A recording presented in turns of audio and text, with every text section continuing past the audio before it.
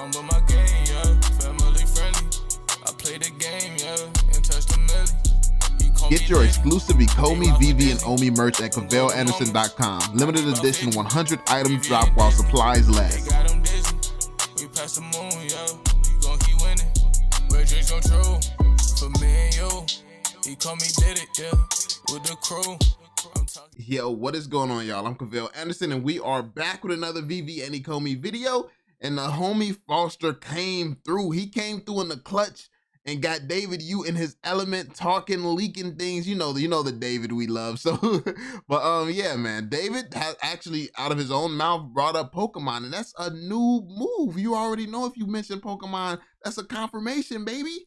But seriously, yo, like the context in which he uses Pokemon, it seems as though Pokemon is in the queue, in the lineup, waiting, and that's what we're gonna see in this video. We're gonna start from the beginning of Foster's question here, because Foster asked a very good question that led up to an amazing answer from David U. So we're gonna be diving in, but this changes the game. I mean, it's something that we've all been speculating about, and we know, but it's like, I mean, it's not real until it gets confirmed. Like, it's just like Disney, it's just like Marvel. Even though we've known it for months before it happened, like after that confirmation, it just hits a lot differently after that. So yeah, before we jump into it, as always, be sure to drop that thumbs up, subscribe to the channel if you're new, and turn on notifications so you stay updated with everything going on. And yeah, let's jump straight into this one. This is a goodie. Good. So actually, perfect segue, because David was just speaking about it. I just had a question about scalability of not necessarily the platform, but the company itself. I know David said, resources are a little tight right now and are likely being overutilized in some aspects of the platform. I was wondering if you could touch on your plans for scalability of your company as it comes to resources, and then maybe also touch on how you utilize some of those third-party resources, whether it be in marketing or design, etc., to kind of complete everything that you're able to do in the timeframes that you do it in.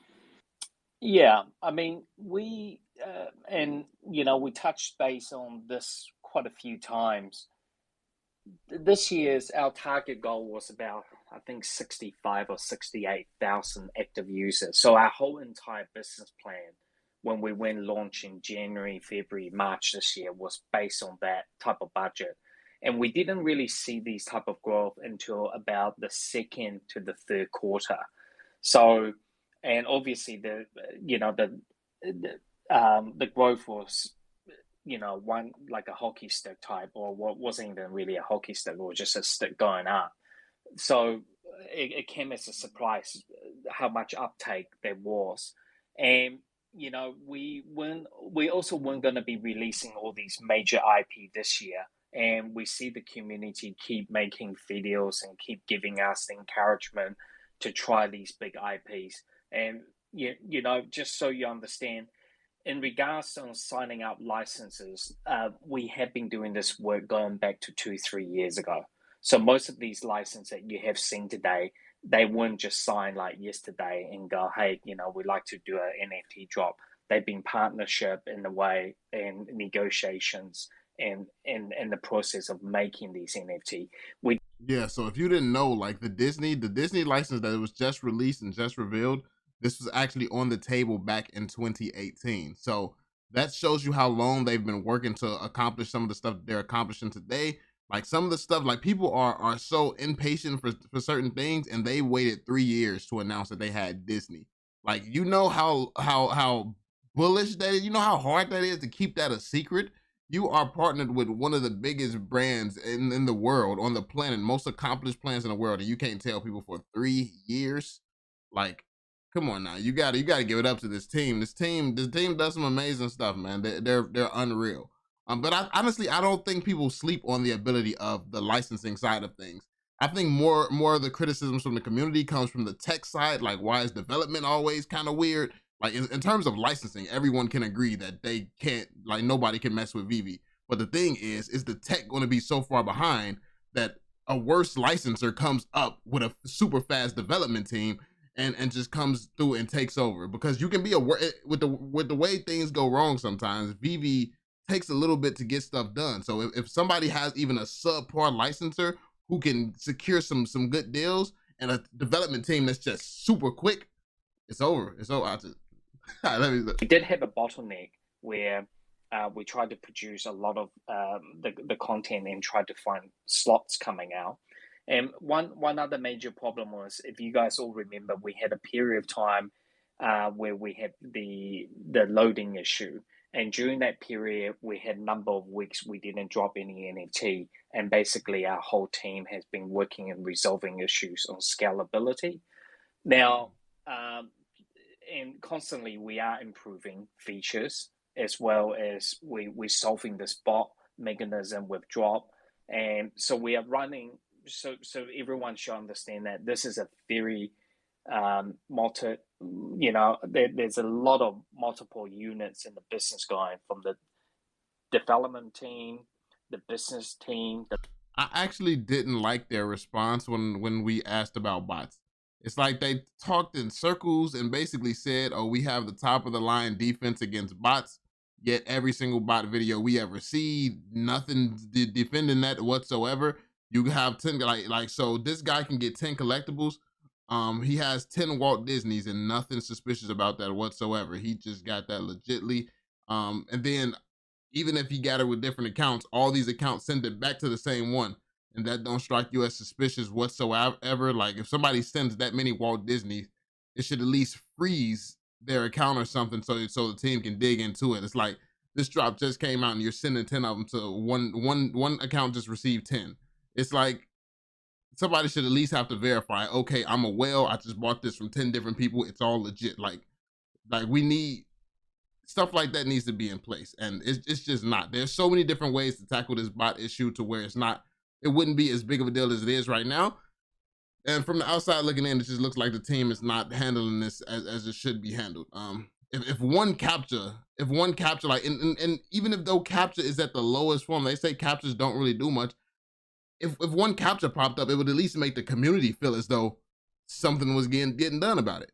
Because you can't bot 10 captures. You can't do that with 10 captures. Like, yeah, some bots will be able to solve it or something if it's advanced, but it'll at least make the community feel better, knowing that there's another step in them botting these drops. The licensing team, the design team, and we do have heads in each of these departments.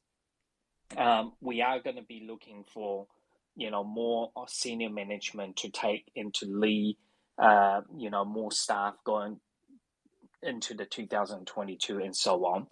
And I mean, we are in the corner where a lot of these things are all merging. So let me explain a little bit how I see and why we see such a huge uptake. And number one is, myself and Dan, we're always huge believer that anything can be digitalized will be going through that digitalization. And this year, if you were drawing a curve, you see physical toys, you see supply outsourcing, all these companies around the world having outsourcing issues, shipping issues, and cost of goods are going up. And then you see internet's getting cheaper and people are using more data, using more phone-based things. So basically that have created a huge loading and interest in this NFT field. Now, in the same time, the scalability is not just about the business team. I mean, we're working 24/7 or any hour in the day that we have to try to scale the business, including the tech team. But you have to understand the license companies and the IP companies, there's more and more wanting to get into the space. So what we had planned is, we didn't anticipate that we're going to announce this many brands, and plus we got more brands we haven't even started to touch on that will be coming out in the next week, 2 weeks, 3 weeks. We'll continue to announce brands every month in some of these great collabs and partnership. So in every single sector and division in the company, just getting over heavy loaded. But I just want you to understand, most of these people and companies, they want to work with myself and Dan. They want the key decision makers. They want to speak to the founders or the co-founders in the business. So it is right this moment, unfortunately, we are just a bit overloaded trying to answer everything and fix everything. So I do hope, our audience do give us a little bit more time. We know what you want. We do listen. Yeah, and yeah, much appreciate everything you guys giving us the opportunity to be serving you, and continuously we won't let you down. We'll keep bringing out good stuff and bring fun and smiles to your face.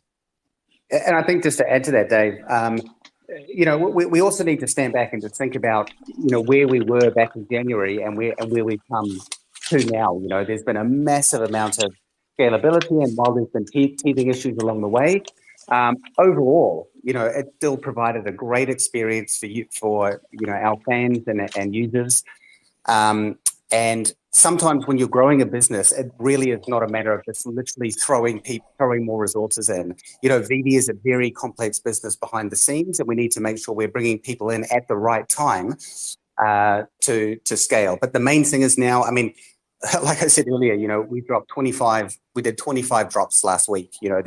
That's dropping at scale already. So while there are parts that can be improved, as with any business, overall, it's still going pretty well. Yeah. And one more thing, I just want everyone to understand, we're not the only companies going through the scalability problem. And we're talking our licensors in the same time. They never have a division that was handling NFT or digital asset in the format that we are dealing with. That makes so much sense. To really, basically what he's saying, if you didn't catch that, is that not only is this new for VeVe, this is new for licensors as well. Basically they don't have departments to handle the NFT side of things. They don't have that set apart because this never existed before in human history. So now they're building entire departments and stuff around managing just the NFT side, because that's how big of a deal this is.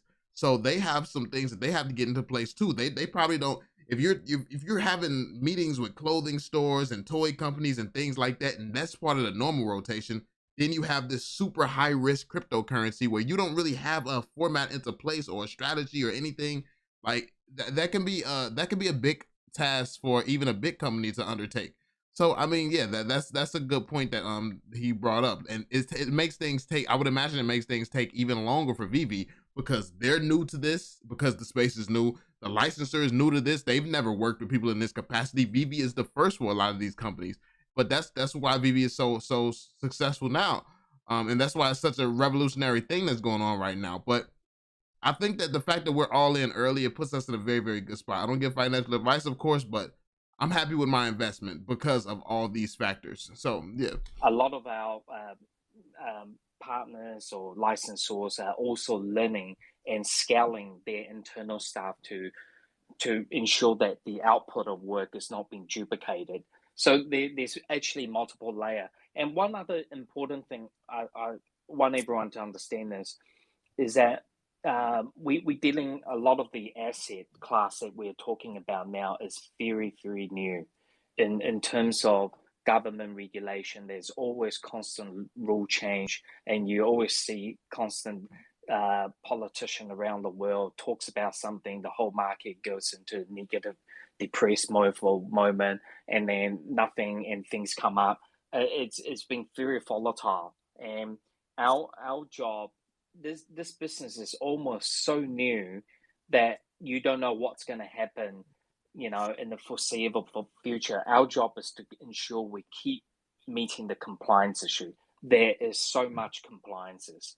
I mean, our legal compliance goes through from multiple jurisdiction down to, where we pay Pacific tax on it. The stuff that you guys are purchasing, we are paying local tax in every country. Who's collecting these? There are a lot of multiple level of these, and countries are introducing GST on digital asset. For example, New Zealand, the government's about to pass through a law where the digital NFT will have to pay GST. So we will have to start collecting GST for Pacific regions and off Pacific for Pacific governments. I can tell you all that taxes are no joke when it comes to a business. I can't even imagine it at VeVe and Ecomi's level, because like even just getting the merch set up and doing that, we had to hire a specialist to come in and help in that department, because yeah, it is that big of a process and that big of an undertaking. So shout out to the team for that. Like once you've gone through that, and like it's a tough thing. So you get a different level of respect once you really understand what it takes. So there's a lot of scalability, not just in design, engineering, but in accounting, in legal, compliance. We will be a quite sizable company in the near future, and obviously we still thinking, how we're going to be driving these assets to next stage. I mean, Immutable X is a partnership that took multiple months to negotiate, and All right, it's about to come soon, y'all. The big moment, the moment we've all been waiting for, it's about to happen. He's about to mention it. understand their scalability and ensuring that our partners in our license industry are comfortable to go use that blockchain as well. So there's actually multiple level of these. And I think most time people just think me and Dan just sit there and we push a button and that Spider-Man just jumps out 3D and just go, oh, well, there's 3,000 of me and it's going to be ultra rare. There's a lot of complex mathematical simulation process we go through, how we drop it, when we drop it, if it's relevant. So give you example, Hit Monkey was a product that came out. It was a comic that we minted this week, and it was relevant with the Hulu release of the Hit Monkey. So having an NFT that's day and date release of something, it's quite important. Disney Plus is another one, celebration of their Disney Plus anniversary. So a lot of these day to day, the USP is the Day of the Dead coming out, and you will see more and more. Please don't mark my word. You will see more and more, day to day type of release. For example, James Bond the movie. But I don't want you guys to go out and start mapping out what day is happening on what in every type of property out there, or when Pokemon's going to change their clothing or introduce another character. Look at that. Basically, let's hear that again. Mapping out what day is happening. You will see more and more, please don't mark my word. You will see more and more, day to day type of release. For example, James Bond the movie. But I don't want you guys to go out and start mapping out what day is happening on what in every type of property out there, or when Pokemon's going to change their clothing or introduce another character. So basically what he's saying is he doesn't want people out here looking at when Pokemon has some type of new character coming out, a new event coming out, and speculating that that's when VeVe is going to be in partnership with Pokemon. Basically, they have things set up on certain timelines and it's going to come when it comes. But basically, from that being said, Pokemon being the biggest example, I mean, it sounds like Pokemon is on board and in the queue, but you can't just speculate every big announcement from Pokemon is going to be VeVe, because honestly, that does lead to disappointment. If every time Pokemon says we have a big announcement, you're like VeVe, like of course you're gonna get disappointed a lot. Because we do have a roadmap, and we have to fit everyone into these calendar slots. So you hear that? He just talked about Pokemon. Don't look at it like he deferred everyone into calendar slots, and he was just talking about in the context of Pokemon. Another character, because for example, James Bond the movie. But I don't want you guys to go out and start mapping out what day is happening on what in every type of property out there, or when Pokemon's going to change their clothing or introduce another character. Because we do have a roadmap, and we have to fit everyone into these calendar slots perfectly. So basically, Pokemon is perfectly placed into his calendar slot, and yeah, it's gonna be coming soon. So a VeVe soon, Ecomi soon, which means, I mean, definitely within the next decade we'll see Pokemon. Nah, but seriously, y'all, I mean, we'll see it. I mean, probably. I mean, you never know when we're gonna see it.